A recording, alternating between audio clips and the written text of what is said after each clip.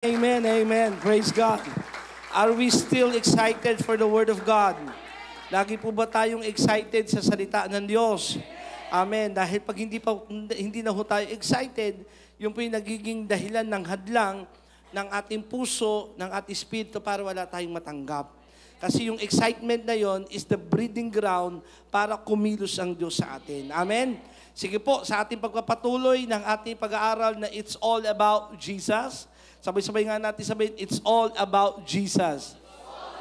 Pakipakita na natin sa ating, it's all about Jesus. Ay tayo pong lahat ay yumuko at manalangin. Panginoon, muli po sa aming pag-aaral, pakikinig ng iyong salita, naniniwala kaming patuloy mong hinuhubog ang puso namin. Patuloy mo kaming tinuturuan paano sumunod ng tama sa iyo. Paano maging tunay na mga disipulo mo, Panginoon, na si Kristo ang sentro ng aming pagiging Kristiyano.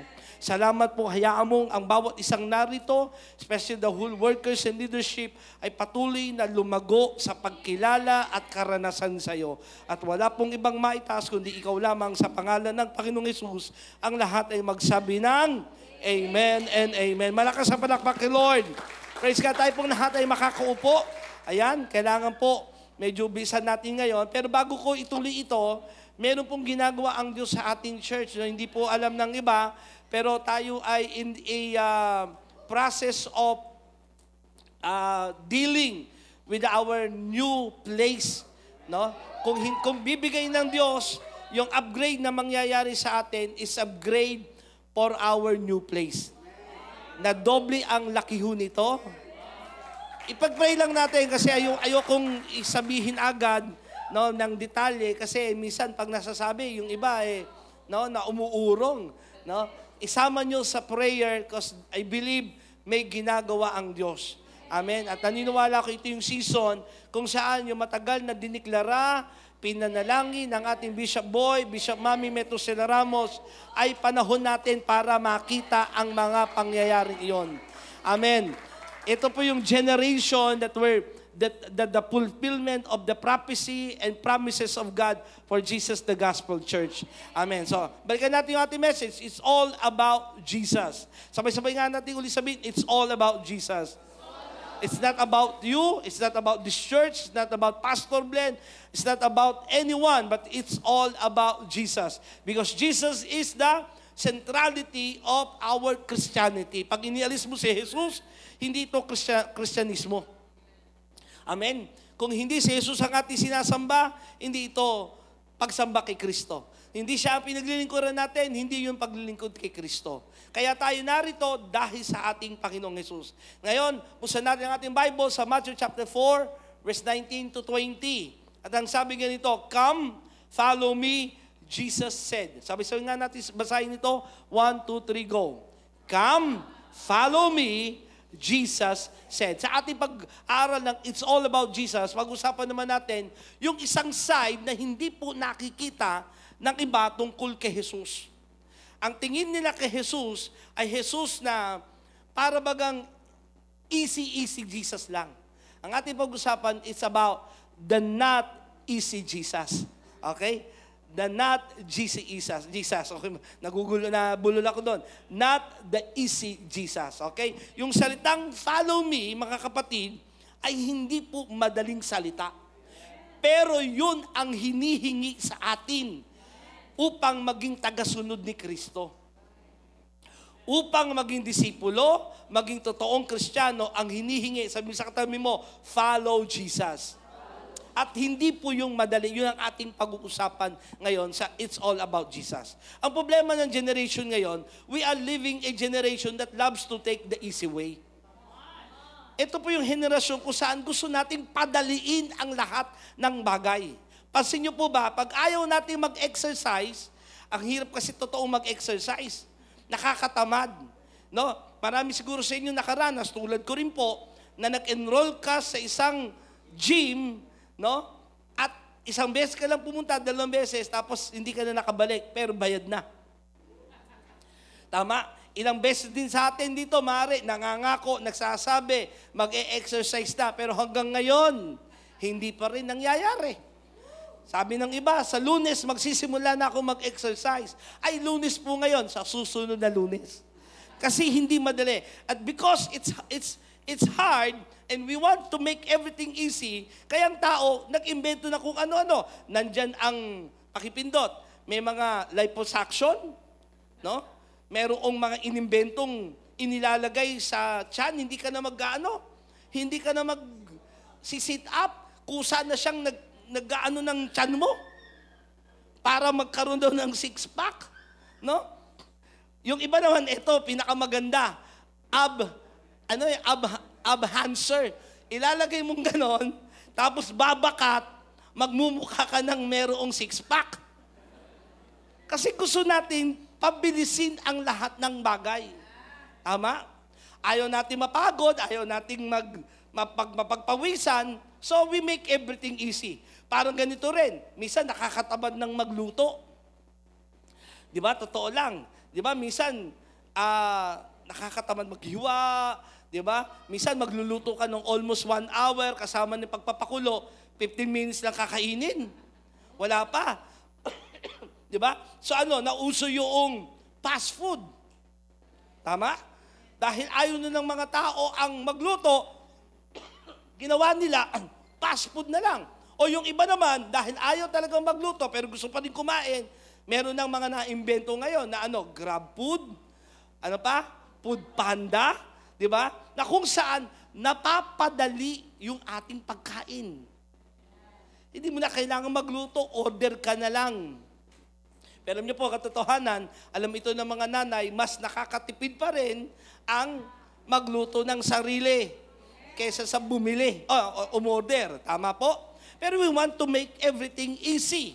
Tulad nito mga naimbentong ito po yung naimbento dahil ang mga tao ay sa katamaran. Imagine mo, yung spaghetti, iikot mo na lang tinidor mo, ayaw mo pa, kaya nag-imbento ng kusang umiikot. Meron po yan, totoo, nabibili po yan. Kusang iikot yung tinidor mo para sa spaghetti mo, hindi mo na iikot, isusubo mo na lang. Di ba katamaran? Ito pa, yung laro po noon ng mga bata na yung iikot mo yung bote, tapos kung sino truth or dare, meron ng laruan, pipindutin mo na kusa ng iikot. Pag nagbabasa, dahil ayaw iangat yung libro, merong salamin na pag tumingin ka pababa, doon sa librong binabasa mo. Kasi nakakatabang nakahiga ka, nakaganyan yung libro, nakakapagod sa kamay. Kaya nag-imbento, lahat ng ito dahil gusto ng tao padaliin ang mga bagay-bagay. Ito po, isang kamay na sasalo ng ulo mo pag inaantok ka. O yung mag, ito meron ako nito mag na sariling nag-iikot para naghahalo, para hindi ka na maghalo sa sarili mo. No? Pag may alaga kang pusa o aso na para tagahima sa kanya, meron na rin yung pet-peter. So everything, we want everything to be easy. Yan yung generation ngayon. Kaya itong ganitong konsepto, tingkay na sa akin. Ayan. Ngayon, maninermon si pastor, ha? Okay? Sabi sa katabi mo, handa ka na ba? Kasi we're talking about not the easy Jesus. Kasi yung ganyang isipan, yung we want everything easy, pumasok hanggang sa reliyon. Pumasok pati hanggang sa Kristyanismo. Kita nyo, pati pagbibigay, online giving. Di ba? Pagbibigay, online giving. Ang pag-attend, hindi ka na pupunta ng church. Manood ka na lamang ng live. Hello? Diba? Kaya yung mga naka-live dyan, pero wala ka namang dahilan na pwede ka naman pumunta rito. Because we want to make it easy. Ang pagbibigay, sabi ng Bible, bring your tithes and offering to the storehouse, to my temple. Hindi yung ibibigay mo lang yan sa online. Pero kasi gusto nating mapadali ang mga bagay-bagay, ginawa itong mga ganitong sistema. Nandiyan kayo? At dahil ganito yung konsepto at isipan meron ngayon sa henerasyong ito, pumasok hanggang rehilyon, ngayon, ang tingin natin kay Jesus is a cool Jesus. Di ba? Yan yung tingin nating Jesus. Hello? Ang tingin natin kay Jesus ngayon ay isang Panginoon na cool lang sa lahat na gusto mong gawin. Totoo, di ba? We think about a Jesus that we can manipulate in our hands, na kung anong gusto natin gawin, ilagay mo sa isang tabi, ilagay mo sa isang sulok, nandiyan ka lang, huwag kang kikilos dyan, yun ang tingin mong Jesus. Hello? Amen? Kaya dito sa It's All About Jesus, I want you to understand kung sino itong Jesus na ating sinasamba.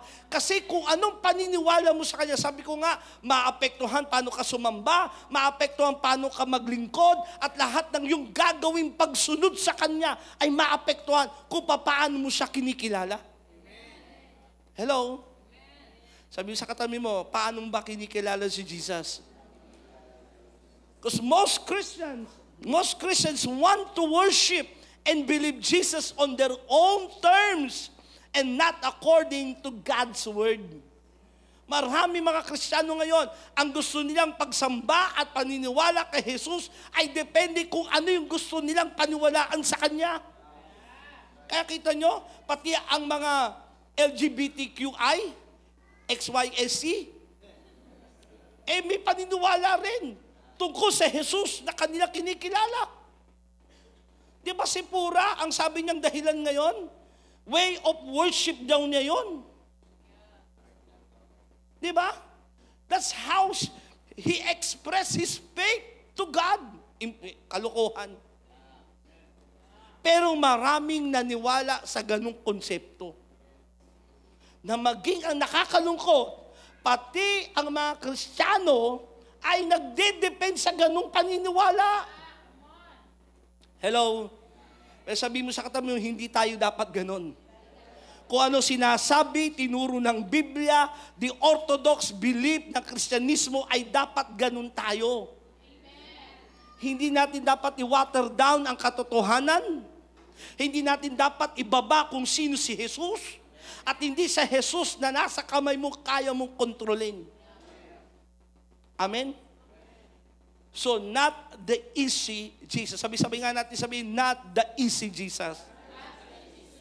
Kasi may mga tao na naniniwala sa kanyang pinaniniwalaan kahit hindi naman talaga naniniwala. Intindihan niyo yan? Ulitin ko may mga tao naniniwala sa kanyang pinaniniwalaan, pero totoo, yung pinaniniwalaan niya yun, hindi naman niya talaga pinaniniwalaan. Nandiyan kayo?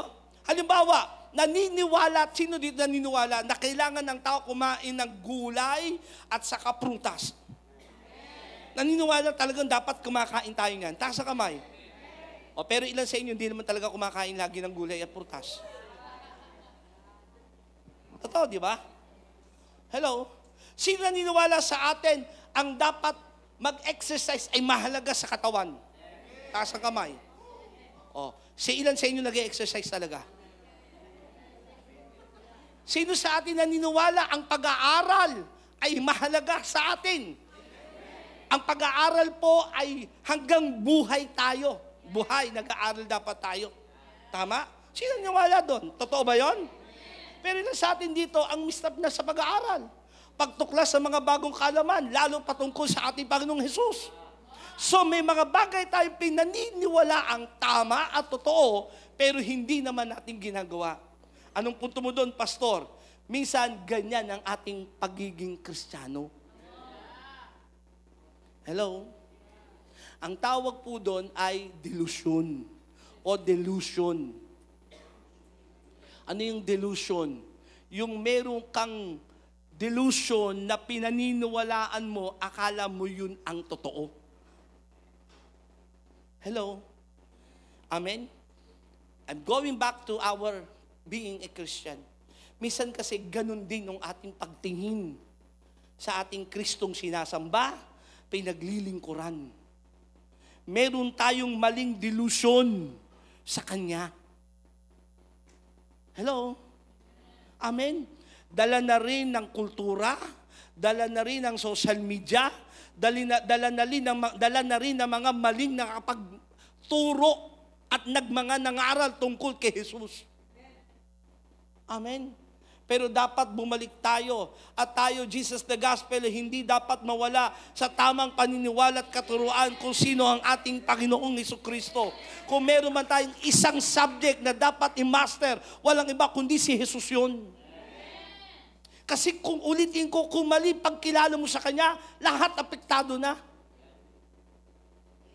Ngayon, hindi lang sa pagkilala dapat, kundi kung paano mo rin sinusunod yung Kanyang mga iniuutos.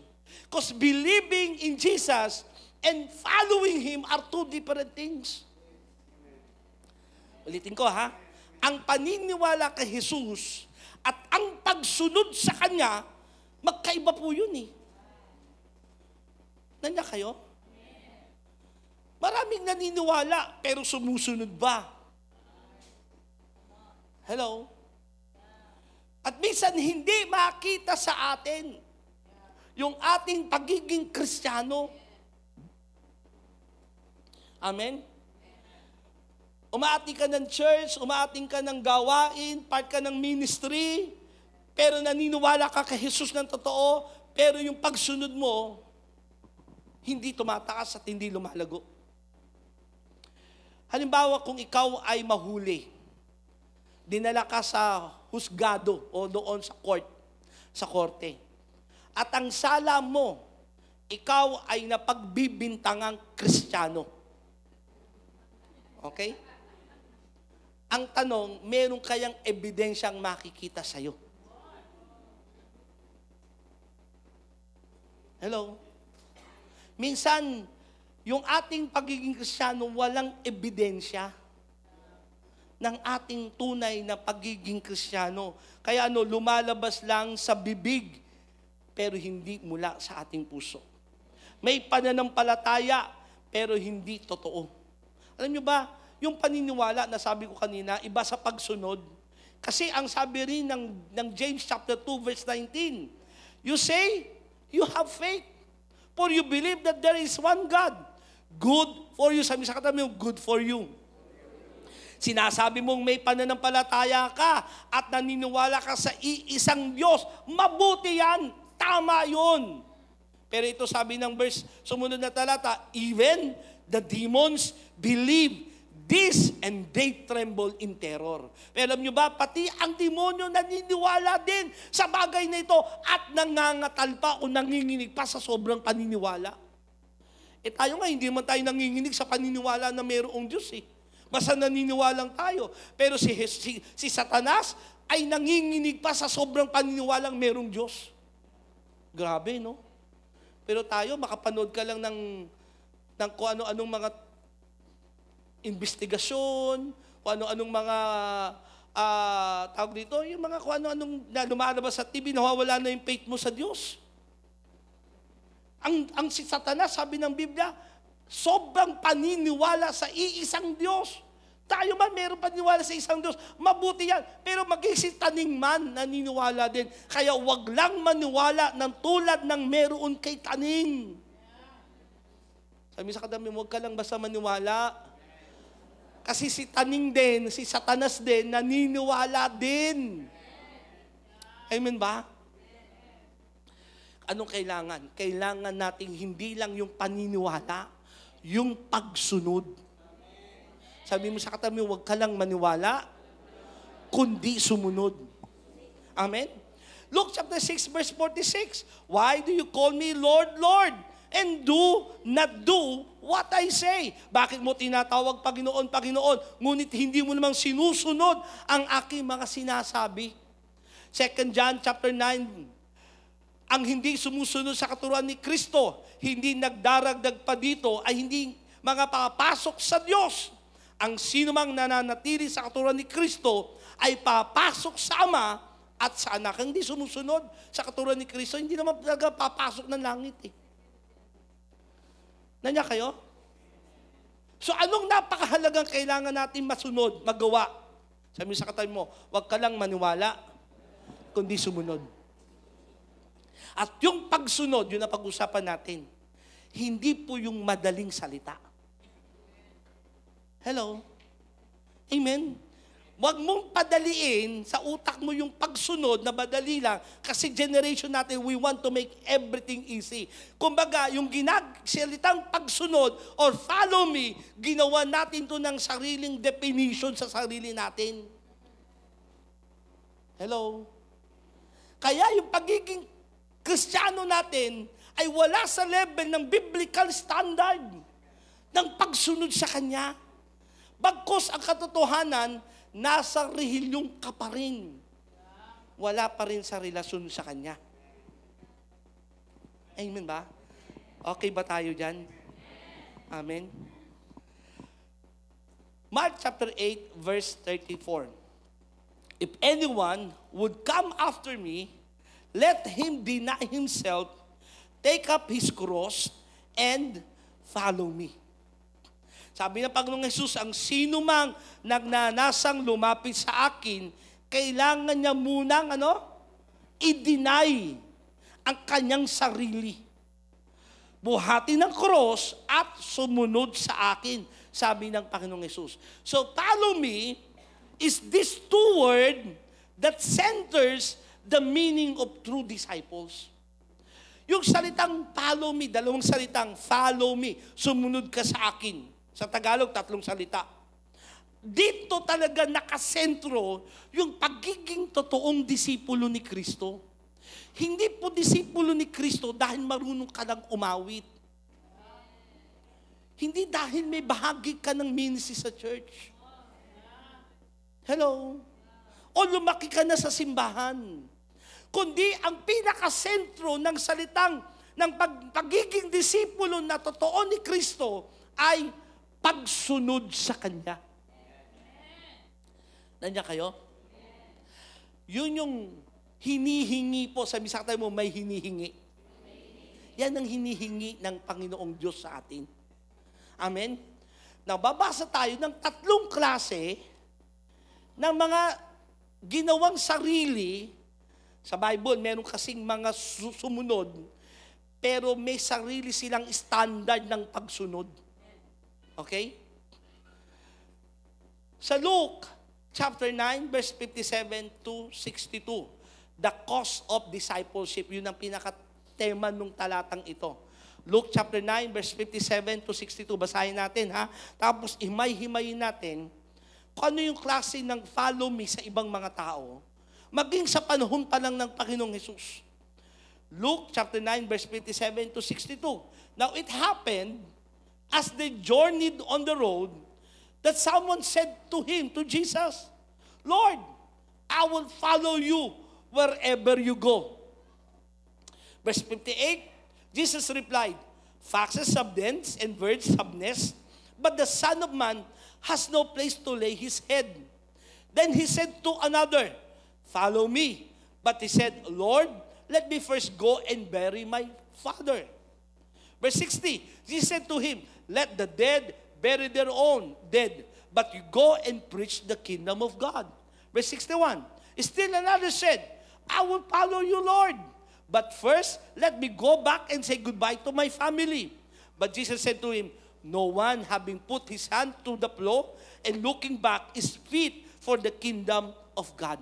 So dito makikita natin yung 3 klase ng pagtingin sa salitang follow me. Okay? Gusto nila yung sarili nilang terms, sarili nilang will ang masusunod sa salitang follow me. Okay? Ano uli ang follow me? Ito yung sentro ng pagiging tunay na disipulo ni Kristo. Sabi sa katabi mo, ang tunay na disipulo ni Kristo, sumusunod sa Kanya. At hindi yung sarili nating termino ng pagsunod. Huwag mo itong gawin parang mababaw na salita. Sumusunod naman ako basta kung kailan ko gusto, kung kailan kumbinyente ako, kung kailan ako masaya, depende sa sitwasyon ko. Nakaikot yung ating pagsunod sa sarili nating kondisyon. So unang lalaking nagsabi, someone said to him, Lord, I will follow you wherever you go. Yung unang lalaki, siya ang nagsabi, Panginoong Jesus, sasama ako sa iyo, susunod ako kahit saan ka magpunta. Ano ito? Ito yung he is vocal to follow. Number 1, siya ay nagsalita mismo na siya ang susunod. He knew he needs to follow. At alam niyang dapat siyang sumunod. Di ba ganyan din naman tayo? Vocal tayo, Lord, susunod ako sa iyo. Alam kong kailangan kong sumunod. He knew how to follow at alam niya kung paano sumunod. Kasi sabi niya, kung saan ka man pupunta ako. Alam niya paano sumunod. But the problem is, excited to follow, gusto lang niya, excited siya to follow, pero sinabi ni Jesus sa Luke chapter 9 verse 58, dito na naiba. But Jesus replied, foxes have dens to live in, and birds have nests, but the Son of Man has no place even to lay His head. Ito, excited na siya, susunod siya. Alam niya paanong sumunod. Vocal siya, susunod siya. Siya mismo nagpresentang susunod. Pero nung sinabi ni Jesus, ang anak ng tao, wala man lang mahigan, wala man lang matuluyan, mabuti pa yung mga ibon, merong nest, ang foxes ay may lugar na tutuluyan, pero ang anak ng Diyos, kahit saan, misyonaryo, parang magagano sinasabi ni Jesus. Ano nangyari? Iniwan din siya nung lalaking ito. Ano yung klase ng delusion na ito? Ito yung delusional comfort follower lang. Ito yung klase ng disciple o Kristiyano na susunod hanggat may comfort. Nandiyan kayo? Ito yung klase ng disciple na hanggat hindi siya nasasaktan, okay pa siyang sumunod. May kausap ba ako? Sabi niya, Lord, susunod ako sa iyo. Kahit saan ka magpunta, nandun ako. Excited siyang sumunod. Pero nung sinabi ni Jesus, teka lang lahat ng pupunta ako saan, wala ako matutuluyan, wala ako mahihigan, iniwan din siya nung lalaking ito. Bakit? Maraming Kristiyano, parang ganyan din sa ating panahon. Akala natin ng pagsunod, pagyaman. Ikaw sa po ba ako? Akala natin ng pagsunod, kagalingan. Ang pagsunod kay Kristo ay kasaganaan. Totoo lahat niyan, kasama yan. Pero may mga pagkakataong hindi nangyayari yan sa buhay natin kasi hindi pinapayagan ng Diyos kasi kilala tayo ng Panginoon. Kamusta na pag hindi ka niya pinagaling? Kamusta na pag hindi ka pinagpala ng Diyos? Kamusta na kung hindi nasunod yung gusto mong hinihingi mo sa Kanya? Susunod ka pa rin ba sa Panginoong Hesus? Hello? Kasi maraming Kristiyano, hanggat comfort ang kalagayan ko, okay. Pero pag hindi na aircon ng church, hello? Pag wala na yung favorite na upuan ko,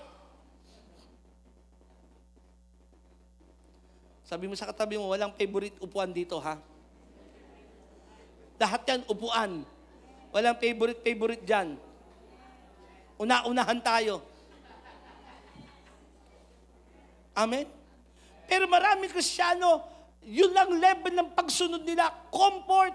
Ang tingin lang nila kay Kristo, pagpapalain sila. Kaya pagka ang usapan na, dinidiretso ka na ng Word of God, tinuturuan ka na. Hello? Pag ang usapan, kabanalan, katwiran at pagsunod na kay Kristo, ala na yon.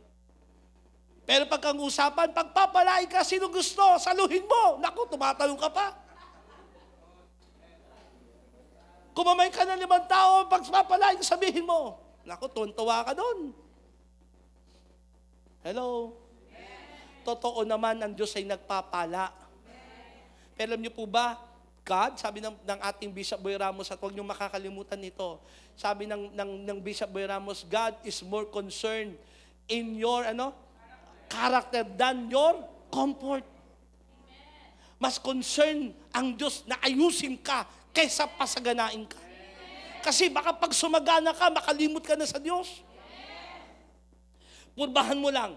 Lahat tayo bigyan dito ng tig 3 milyon. Next week, may tig 3 milyon tayo. Baka next Sunday, wala ka na rito. Nandun ka sa Hong Kong. Nasa ano ka na, mall. Busy ka na kung anong gusto mong bilhin. Kaya alam din ng Diyos na hindi ka muna dapat bigyan eh. Hello? Pero maraming Kristiyano, ang tingin nila kay Kristo, comfort. Pero totoo, ang pagsunod kay Kristo, talagang dadanas ka niya ng kapighatian, dadanas ka niya ng ikay tatakwil, dadanas kang ikay pagtatawanan, lalaitin, lalo pag sumusunod ka na sa kabanalan, katwiran ng Panginoon, lalong maraming magagalit sa'yo. Kamusta na ang pagiging Kristiyano mo pag wala ng comfort? Hello? Amen. Sumunod, Luke chapter 9 verse 59. Then he said to another, sinabi naman niya sa isa, follow me. Hinamo naman niya. Yung isa kasi, siya nagpresenta. Basta may comfort. Ito naman, hinamon siya, follow me. Pero sumunod, sabi niya, but he said, so sinabi ng taong ito, Lord, let me first go and bury my father. So ano naman to? Lord, let me first go and bury my father. He was called by God. Ang Diyos mismo ang tumawag sa kanya. But he has a family issue. Over family-oriented person ito. Kanya kayo? Ito yung sabi ng ng Panginoon, sumunod ka sa akin. Opo, susunod ako, pero sandali lang po, ililibing ko muna yung tatay ko. Now, sa culture po kasi ng mga Hudyo, pag sinabi mong ililibing, it will take 1 year. Kasi paglibing, hihintayin mo pang maging buto yun bago mo iwanan yung bangkay kung saan siya nandoon. It's a culture. So, pag sinabi ng ililibing ko, hindi it takes 1 day o 1 week. 1 year ang hinihingi nitong lalaking ito. Nandiyan kayo? Kasi bakit? Siyempre gusto niya maaari na nandun siya sa piling ng kanyang tatay na mahal niya. Nandiyan kayo? Nandun siya na maaari rin naman by, sabi nung iba, yung commentary, kasi yung lalaking ito ay nangangailangan na siya'y magmamana, tatanggap kung wala sa doon, hindi siya tatanggap ng mana. Nandiyan kayo? Ano sabi ng Panginoong Jesus? Luke chapter 9 verse 57, Jesus said to him, let the dead bury their own dead, but you go and preach the kingdom of God. Ano naman ang issue nito? Ano yung delusion nitong lalaking ito? Over family delusional follower. Delusion nito, over sa pamilya.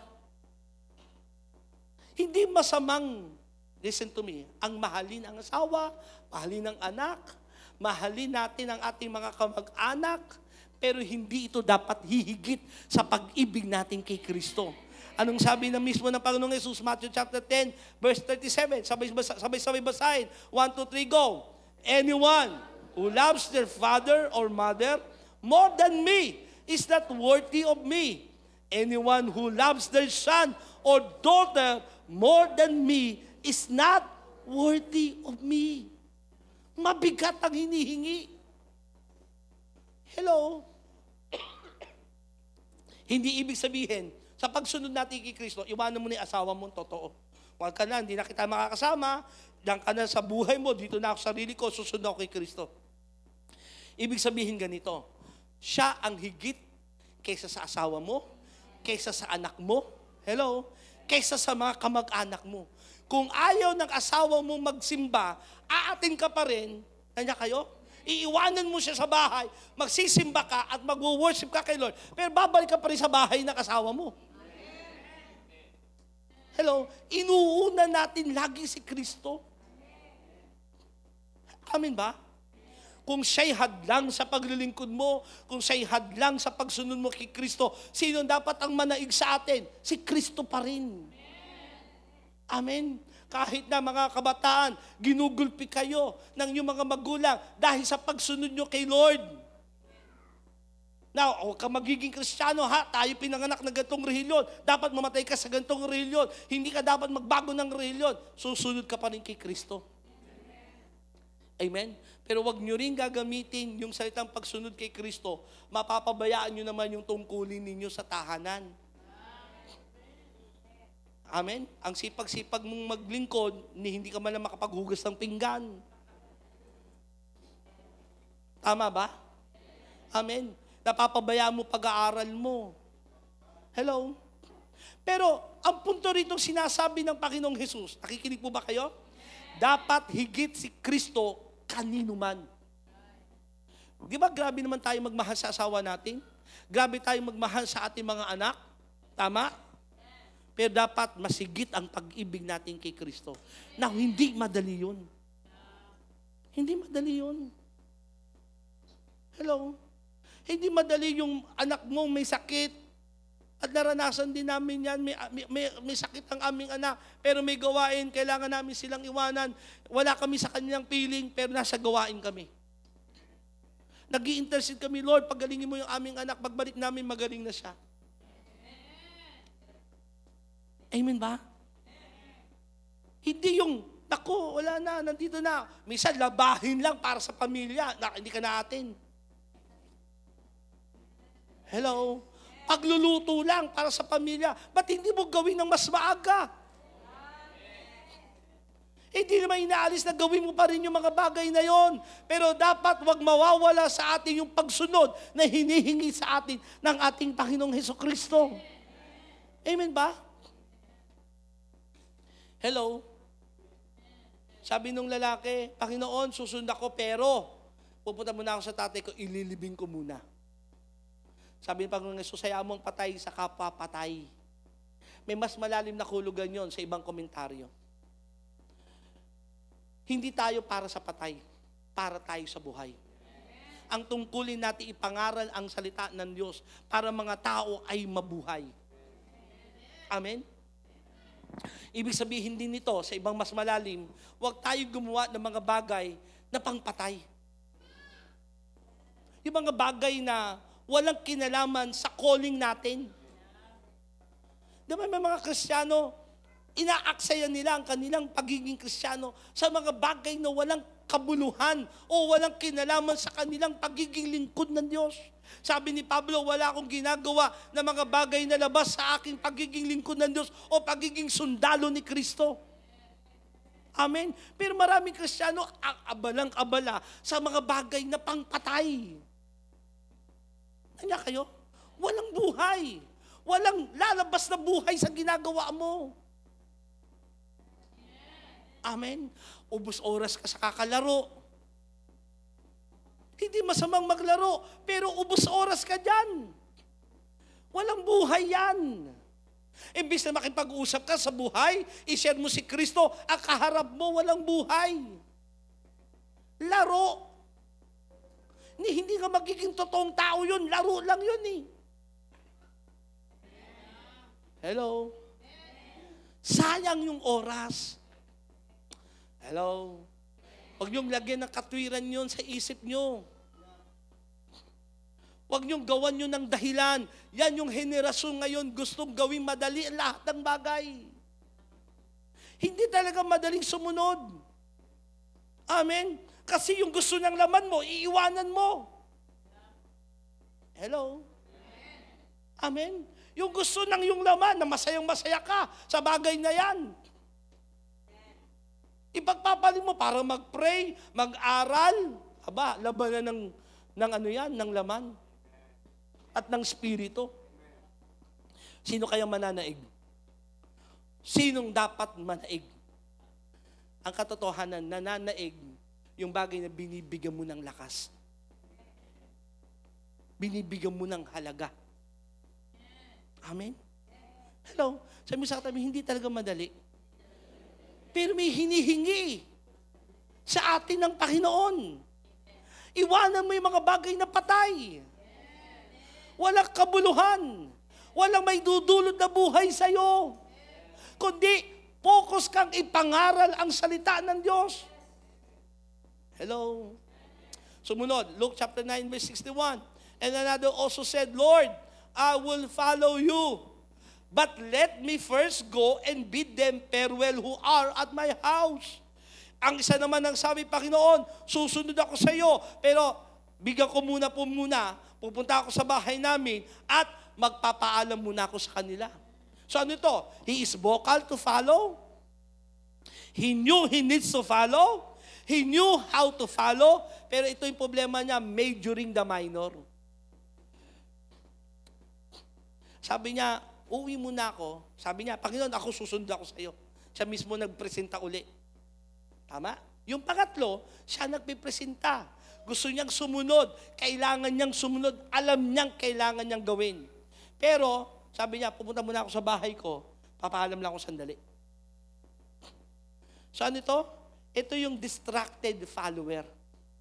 Distracted siya ng mga dapat niyang gawin sa Diyos.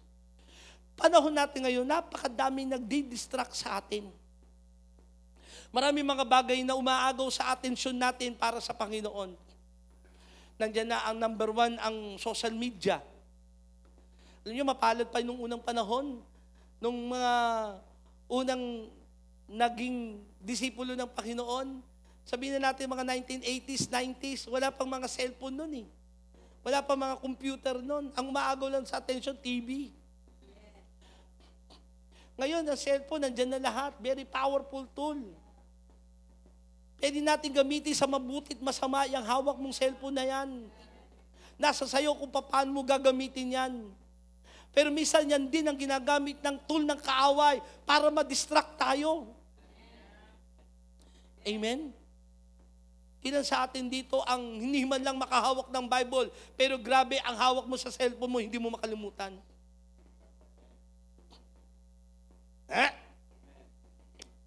Tingnan mo yung katabi mo.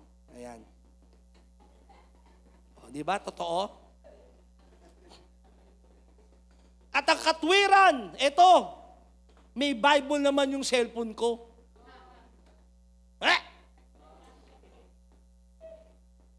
Pero ang tanong, binubuksan mo ba yan? We become too lazy. Mga Kristiyano ngayon, tamad. No? Naging abusado. Nagkaroon ng maling practices sa pagiging Kristiyano.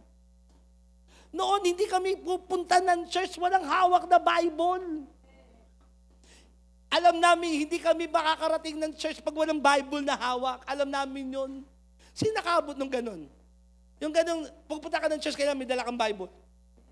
Di ba? Totoo. Ngayon, pupunta sa church, walang Bible na dala. At ang katwiran, nasa cellphone. Pero ang tanong, yan bang nasa cellphone mo? Kasi ako, nasa cellphone din. Nasa iPod ko yung Bible ko. Pero makikita nyo, may mga guwit, may mga bilog, may mga sulat. Problema natin, katwiran natin, pero totoo, kumbaga yung kanina sabi, naniniwala ka sa bagay na pinaniniwala mo, pero hindi mo naman talaga ginagawa yung pinaniniwalaan mo. Nasa delusion tayo.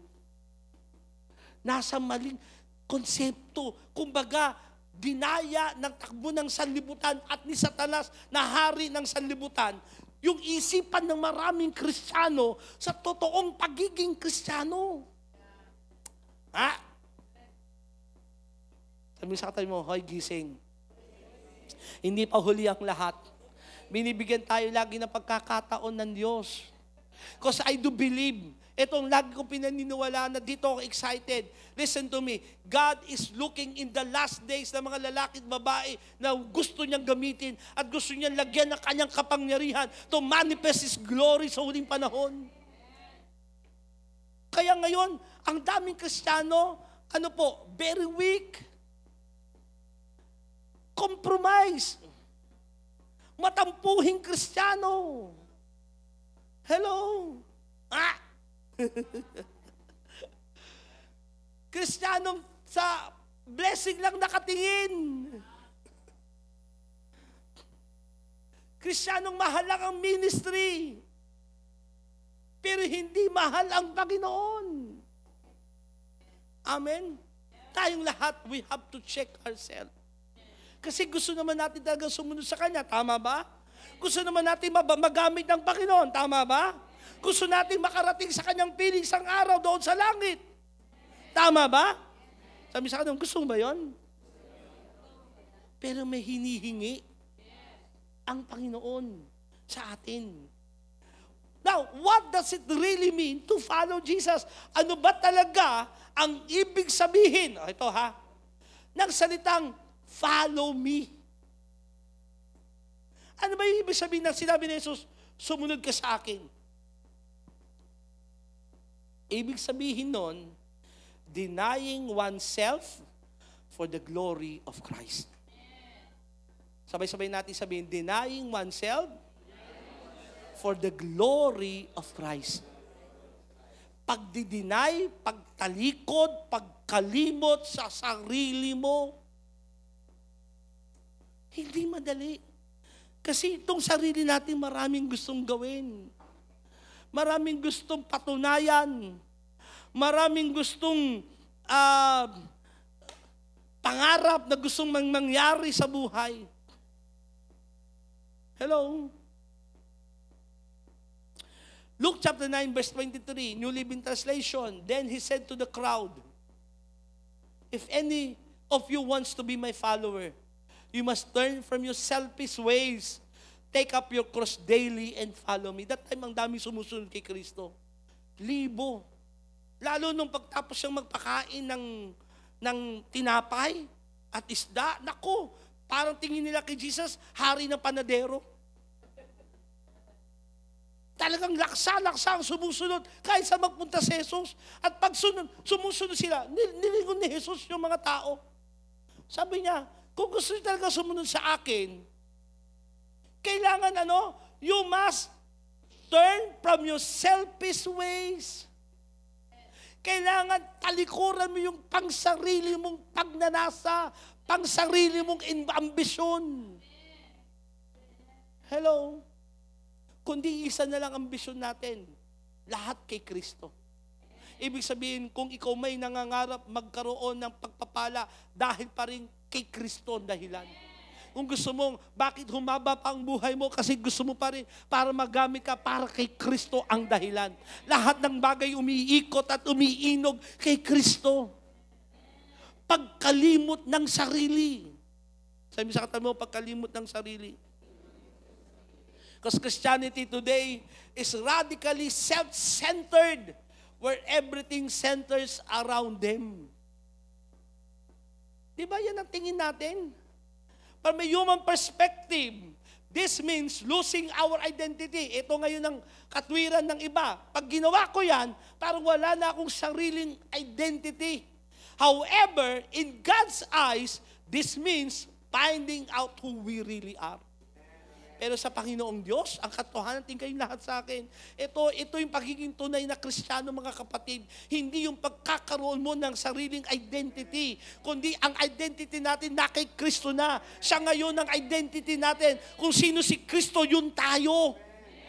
Hindi ito paghahanap ng sarili mong identity. Kasi ang sarili nating identity, kung hahanapin mo at masusumpungan mo, makasalanan, marumi, hindi kakampi ng Diyos, kaaway ng Diyos. Yan ang identity ng taong wala sa Diyos. Kaya gusto mo makita ang tunay mong identity, walang iba kundi na kay Kristo. At paano mo matatagpuan yon? Kalimutan mo yung sarili mo. Pagtalikod sa sarili mga pangarap, sarili mga gusto. Ibig ba sabihin yung pastor, hindi na ako magiging engineer isang araw? Hindi yun ang ibig sabihin nun. Ibig sabihin nyo, kung magiging engineer ka, para pa rin sa glory ng Panginoon. Kung magiging doktor ka, para pa rin sa glory ng Diyos. Hindi yung isang araw, yayaman ako, sisikat ako, magiging YouTuber ako.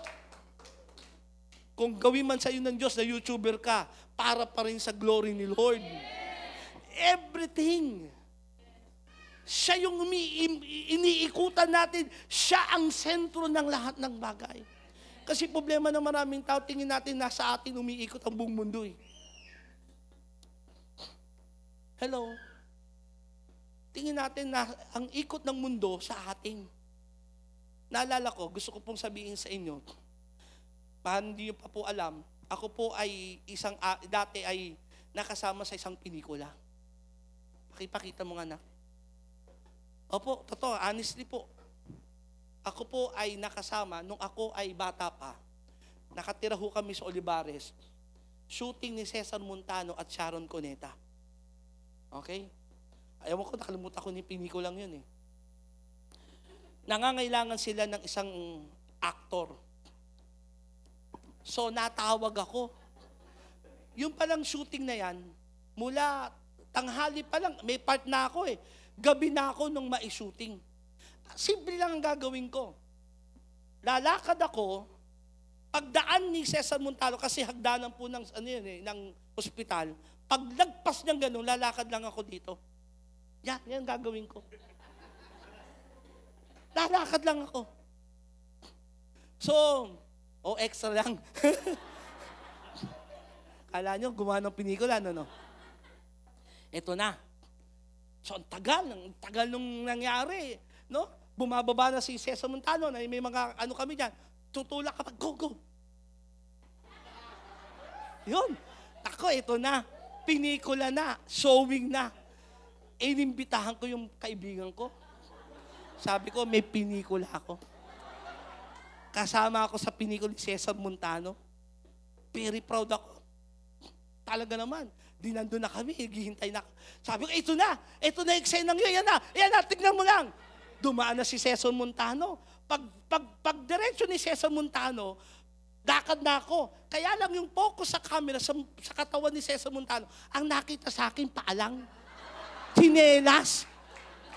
Totoo. Ang nakita lang sa akin, paa. Sabi ko, ako yun. Saan yung kaibigan ko? Saan? Yung nakachinelas. Ako yun. Imagine niyo, kung inarkila ko pa yung buong sinihan, tinatawag ko mga kamag-anak ko para sabihin ko may pinikula ko. Yung pala napakaliit lang ng part ko doon. Delusion ang tawag doon. Tingin natin, tayo ang bida ng pinikula ng buhay natin. Hindi ikaw. Si Kristo ang kwento ng buhay natin. Huwag mong kalilimutan yun, kapatid. Ikaw ay napakaliit na bahagi lamang ng totoong kwento ng kasaysayan. Kaya nga kasaysayan ay nahahati sa dalawa, BC and AD, before Christ and after His death. Alam niyo ba yun? Ang kwento ng buong kasaysayan ng mundo, hindi ikaw at hindi ako. Kaya huwag mong tingin yung iba, parang kontrabida ng buhay mo at ikaw yung bida ng kwento ng buhay. Hindi. Hindi sa atin umiikot ang buhay. Hindi kahit nga sa buong galaxy, wala tayong sa gitna ng galaxy. Nasa gilid lang tayo ng galaxy. Upang ipakita ng Diyos sa atin, mga kapatid, hindi umiikot ang buhay sa atin. Colossians chapter 1 verse 18, He is the beginning, supreme over all, who rise from the dead. So He is first in everything. Sinong una sa lahat? Sa Kanya umiikot ang lahat. Walang iba kundi ang ating Panginoong Jesucristo. At kung di natin ganun titignan ang ating buhay, makakamali tayo ng pagtingin. Hello? Tawa, maging tulad tayo ng mga naging kwento ng Biblia. Mga kwento ng pagsunod sa Panginoong Diyos. Tulad ni Sadak, Mesak at Abednego, nang sabi niya, tulungan man kami o hindi ng aming Panginoon Diyos, hindi magbabago ang aming pagsamba sa isang tunay na Diyos. Tulad na sinabi ni Daniel, kahit itapon mo kami sa leon, tapon mo ako sa leon, hindi magbabago ang aking pagtawag sa isang tunay na Diyos. Tulad tayo ng mga disipulo na kahit sila'y ipako ng pabaliktad, kahit sila'y sunugin, papugutan ng ulo, paghagupitin, hindi na bago kanilang pagkilala at pagsunod kay Kristo. Bakit? Kinalimutan na nila ang kanilang sarili para kay Kristo. Kaya lang hindi ganyan ngayon. Yung pagiging Kristiyano ng marami, naging easy Jesus, naging cool Jesus. Hello? Basta ang suot mo, merong Jesus. Sa likod, hallelujah, Christian na ako. Umaten na mga planet shaker na concert at nakikitalon-talon doon. Hanggang pag-uwi, talon-talon pa rin. Hype ang pagiging Kristiyano. Hello? So what is being a true follower of Jesus? Radical obedience to Christ and surrender to His will. Ang hinihingi po kasi yung radical na pagsunod eh. Na pag sinabi sa iyo ng Panginoon, iwanan mo yung trabaho mong yan, hadlang yan para sa akin, iwanan mo yan. Sa iba, radikal. Ang hirap maghanap ng trabaho ngayon eh. Pag sinabi ng Panginoon, iwanan mo yung karelasyon mong yan, mapapalayo ka sa akin, iwanan mo yung karelasyon mong yan. Pag sinabi sa iyo ng Panginoon, unahin mo ako kaysa sa asawa mo, kahit anong gawin sa iyo ng asawa mo, basta sumunod ka sa akin, gawin mo yun. Radikal man sa tingin ng iba, pero yun ang hinihingi ng Biblia sa atin. Anong ibig sabihin nun? God's will, the dominant will in our lives. Yun yung number one. Dominante sa atin, yung kalooban ng Panginoon. Sabi sa atin mo, hindi yung kalooban natin. Last verse, Matthew chapter 4, verse 18 to 20. While walking by the Sea of Galilee, he saw two brothers, Simon, who is called Peter, and Andrew, his brother, casting a net into the sea, for they were fishermen. And he said to them, sinabi ni Jesus sa kanila, follow me. At itong ginawa nila, and I will make you fishers of men. Anong ginawa nila? And immediately, they left their nets and followed him. Iniwan na nila yung pagiging mangingisda nila at sumunod sila kay Jesus. Kailan? Immediately. Hindi na pinagpabukas, hindi na ipinag-isang linggo, hindi na ipinag-isang buwan, kundi sumunod agad. Sabi mo sa atin mo, sumunod agad. Kung may hinihingi ang Diyos sa atin, sumunod na tayo agad. Doon tayo na-train ng pagiging tunay na disipulo ng Panginoon. Pag sinabi sa iyo ng Panginoon, ibigay mo yan. Pag sinabi sa iyo ng Diyos, magpatawad ka. Pag sinabi sa iyo ng Diyos, abutin mo yung taong yan, abutin mo yung taong yan. Sumunod. Kahit minsan, nakataya na yung ego natin, kahit minsan nakataya na yung yung kayabangan mo, yung pagkatao mo, pero hinihingi ng Panginoon, doon nalulugod ang Diyos. Radical embracing Christ with all the heart and a deeper relationship to Him. Yung pag-embrace talaga kay Kristo. Amen. Sabi sa kata mo, pag-embrace talaga kay Kristo.